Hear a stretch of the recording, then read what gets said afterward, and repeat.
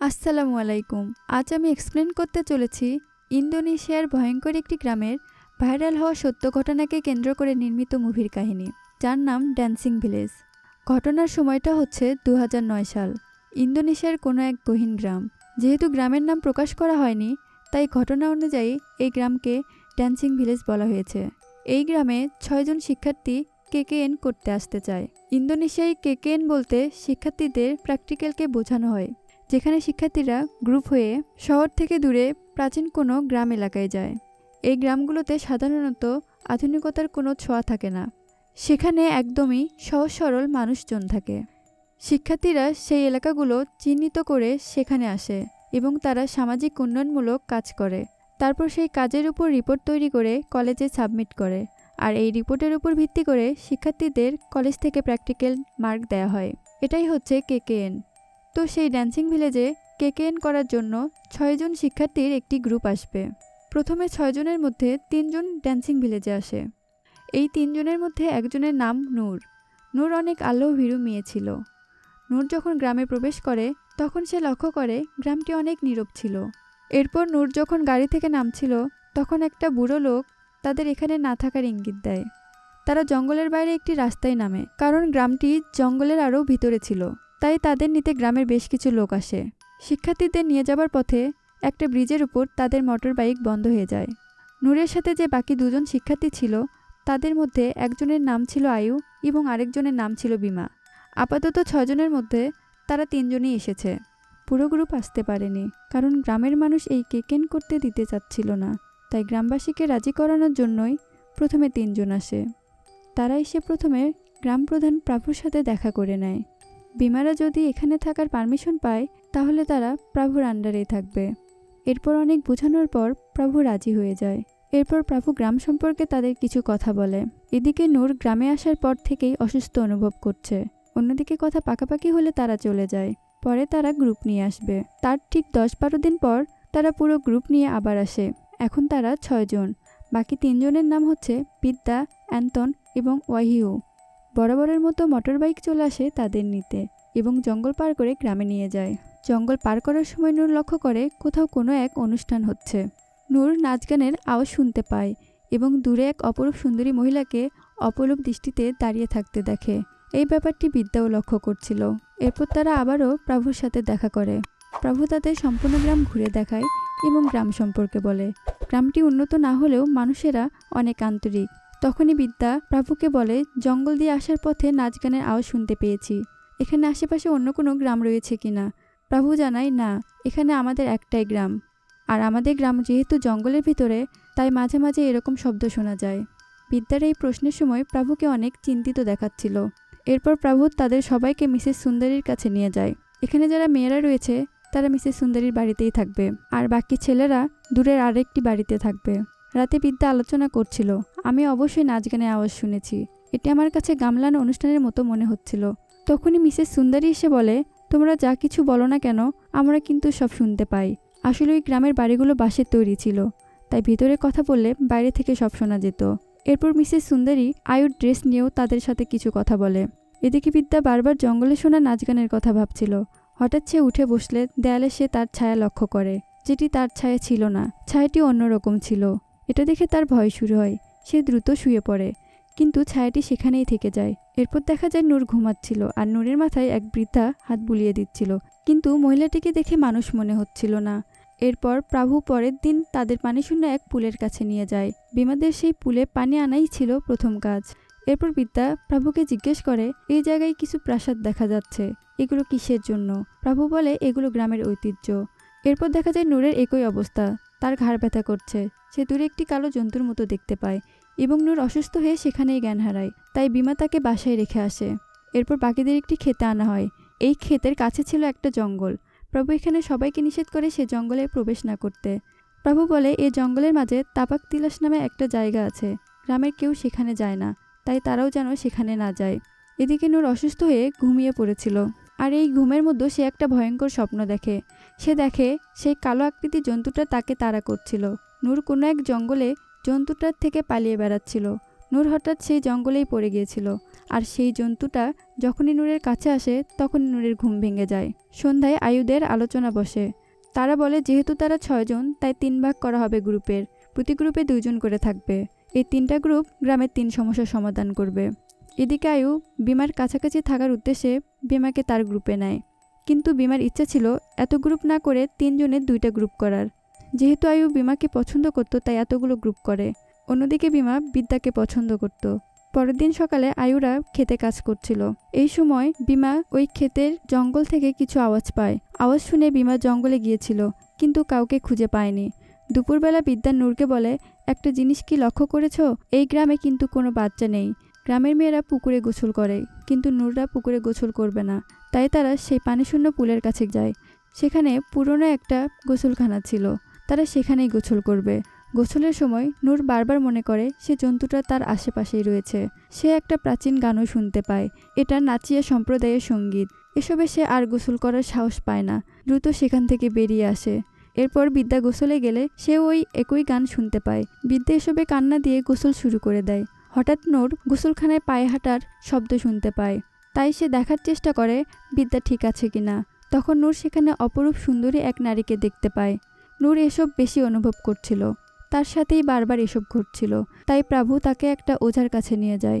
ওঝা নূরকে একটা কালো জাতীয় শরবত দেয়। নূর সেটি পান করে। নূরের শরবতটি অনেক মিষ্টি লাগে, যা দেখে ওঝার চিন্তা আরও বেড়ে যায়। প্রভু অনেক ভয় পেয়ে গিয়েছিল। এটা কেন নূরকে খেতে দেওয়া হয়েছিল সেটি কিছুক্ষণ পর জানতে পারবো। যেহেতু নূরের শরবত মিষ্টি লেগেছে, তাই ওঝা একটা মুরগি জবাই করে মুরগিটি দূরে ফেলে দেয়। ওঝা তখন নূরকে বলে, তুমি যে কালো জন্তুকে দেখেছ সেটি আমাদের গ্রামের একটা অপশক্তি। এই শক্তি আমাদের গ্রামের কারোর ক্ষতি না করলেও বাইরে থেকে কেউ এই গ্রামে আসলে তাকে অনেক জ্বালাতন করে। নূর ভয়ে অজ্ঞানী হয়ে যায়। এরপর দেখা যায় তার পিছনে এক বৃদ্ধা মহিলা অদ্ভুতভাবে দাঁড়িয়ে আছে। ওঝা কথা বলছিল, এ সময় হঠাৎ দেখা যায় জঙ্গল থেকে কালো জিনিসটা এসে মুরগিটি নিয়ে যায়। ওই দিন রাতেই নূর আবারও ভীতিকর স্বপ্ন দেখে। অন্যদিকে দেখা যায় একই স্বপ্ন বিদ্যা দেখে তার ঘুম ভেঙে যায়। বিদ্যা তখন বাইরে যেয়ে দেখে নূর অদ্ভুতভাবে নাচ করছিল। বিদ্যা নূরকে অনেকবার থামানোর চেষ্টা করে। এই ঘটনাটি আবার দূর থেকে দেখছিল বিমা।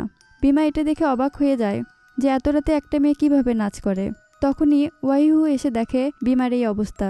ওয়াহিউ যখন নূরের দিকে তাকায় তখন সে দেখে সেখানে আসলে নূর নাচছিল না, সেখানে ওভাবে বিদ্যা নাচ করছিল। বিদ্যার কোনো হুঁশ ছিল না।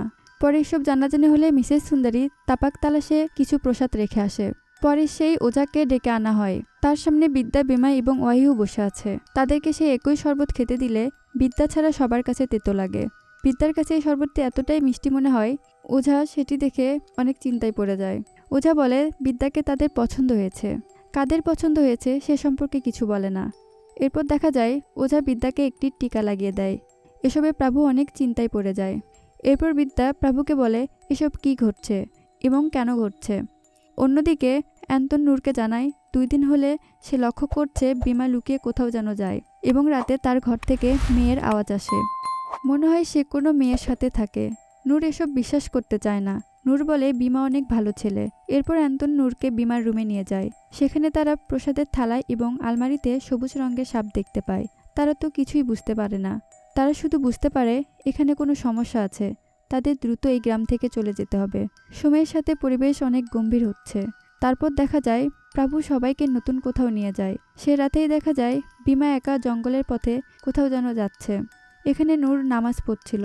এদিকে বিদ্যা চা বানানোর জন্য রান্নাঘরে যায়। সেখানে যেয়ে দেখে নূর আগে থেকেই চা বানাচ্ছিল। এটা দেখে বিদ্যা অনেক ভয় পেয়ে যায়। বিদ্যা দৌড়ে যেয়ে দেখে নামাজের জায়গায় নূর আর নেই। বিদ্যা অনেক অস্থির হয়ে পড়ছিল। এটা দেখে বাকিরা তাকে স্বাভাবিক করার চেষ্টা করে। সবাই তাকে পানি খেতে দিলে পানি খাওয়ার সময় তার গলা থেকে চুল জাতীয় কিছু বেরিয়ে আসে।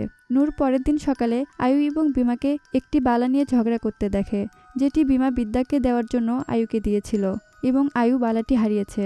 অন্যদিকে বিদ্যা ক্রমশ অসুস্থ হতে থাকে। বিদ্যা তার রুমের বাইরে একজন বৃদ্ধ লোককে দেখতে পায়, যে বিদ্যার রুমে বড় একটা সাপ দেখে ভয়ে চিৎকার করছিল। যদিও পরে সবাই বিদ্যার রুমে গেলে কোনো সাপ দেখতে পায় না। এর পরের দিন সকালে নূর বিমাকে দেখতে যায়। সে দেখে সত্যি বিমা খেতে কাজ করছে না। তখন সে বিমাকে খুঁজতে তাপাক তালাশের দিকে যায়। অন্যদিকে দেখা যায় বিমা এবং আয়ু পানিশূন্য সেই পুলে শারীরিক সম্পর্কে লিপ্ত হয়েছে। নূর এসব দেখে তাদের অনেক গালাগালি করে। তারা অনেক লজ্জিত ছিল। খুবই বাজে ব্যাপার, প্রাচীন জায়গাগুলোকে তারা অপবিত্র করেছে।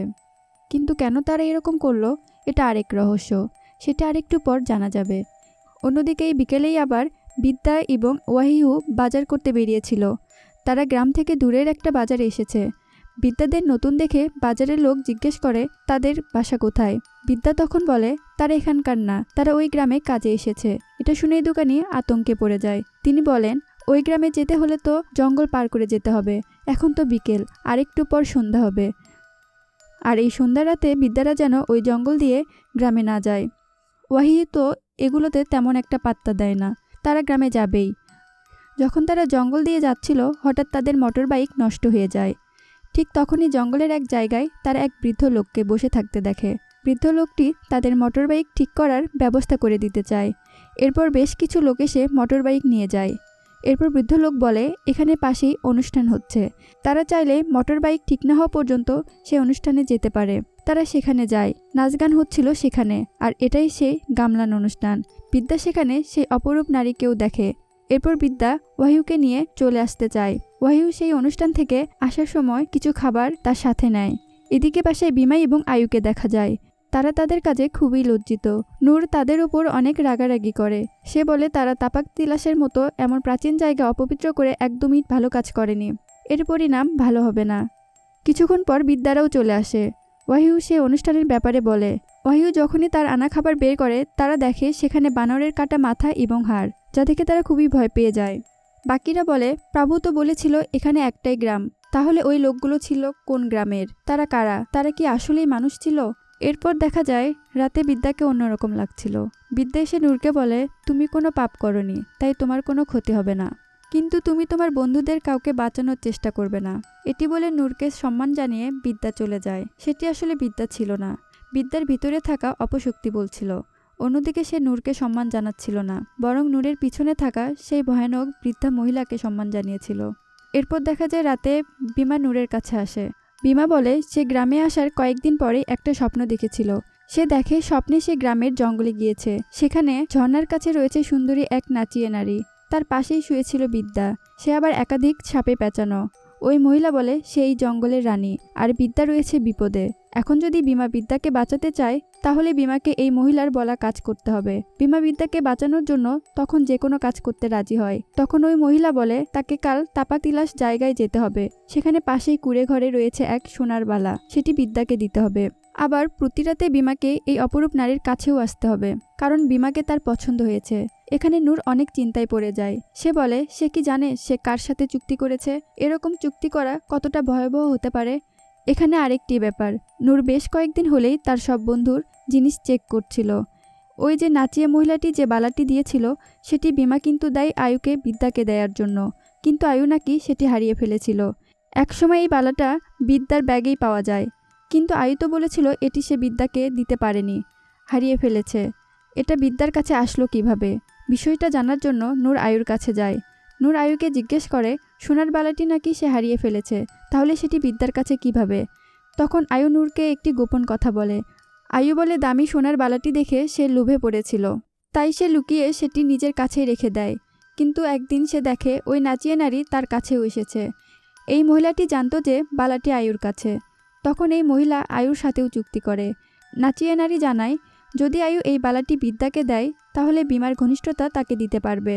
মহিলাটি আয়ুকে একটা চাদর দেয় এবং বলে এই চাদর পরে বিমার সামনে গেলে বিমা তার প্রতি আসক্ত হবে, তার সাথে শারীরিক সম্পর্কে লিপ্ত হবে। আয়ু এখানে ঘনিষ্ঠ হবার লোভে চুক্তি করে। এবার বিদ্যা বিমাকে অনুসরণ করে সেই তাপাক তালাশের দিকে যায়, যেখানে নাচিয়ে সম্প্রদায়ের সবাই নাচ গান করে। সেখানে যে বিদ্যা নাচিয়ে দেবীর ঘনিষ্ঠ হতে দেখে বিমাকে। হঠাৎ তাকে কিছু ভয়ঙ্কর দেখতে লোক ধরে নাচিয়ে দেবীর কাছে নিয়ে যায়। যেহেতু বিদ্যা কোনো চুক্তি করেনি তাই বিদ্যা শেষ পর্যন্ত বেঁচে যায়। অন্যদিকে নূর দেখে আয়ু ক্রমশ অসুস্থ হয়ে পড়ছে। তখন নূর চিৎকার করে সবাইকে ডেকে আনে। সবাই দেখে আয়ুর অবস্থা খুবই গুরুতর। নূর তখন প্রভু এবং ওঝাকে সব খুলে বলে। সব শুনে ওঝা এবং প্রভু খুব চিন্তায় পড়ে যায়। তারা বলে বিমা এবং আয়ুকে বাঁচানো আর কোনো উপায় নেই, তবে তারা বিদ্যাকে বাঁচানোর চেষ্টা করতে পারে। সবাই তখন বিদ্যাকে বাঁচানোর জন্য তাপাক তালাশের উদ্দেশ্যে যায়। এদিকে দেখা যায় বিদ্যাকে সবাই চুক্তি করার জন্য জোর করছিল। তখন সেখানে কালো একটি জন্তু যায় এবং সবাই সেই জন্তুটিকে দেখে চুপ হয়ে যায়। সে সুযোগে বিদ্যা পালিয়ে আসে গ্রামে। এর পরের সিনে দেখা যায় গ্রামবাসী নগ্ন এবং অস্বাভাবিক অবস্থায় বিমাকে পড়ে থাকতে দেখে এবং তাকে নিয়ে গ্রামে আসে। এরপর দেখা যায় বিদ্যা পালানোর সময় আয়ুকে দেখতে পায়। আয়ু বিদ্যার দিকে অপলক দৃষ্টিতে তাকিয়েছিল।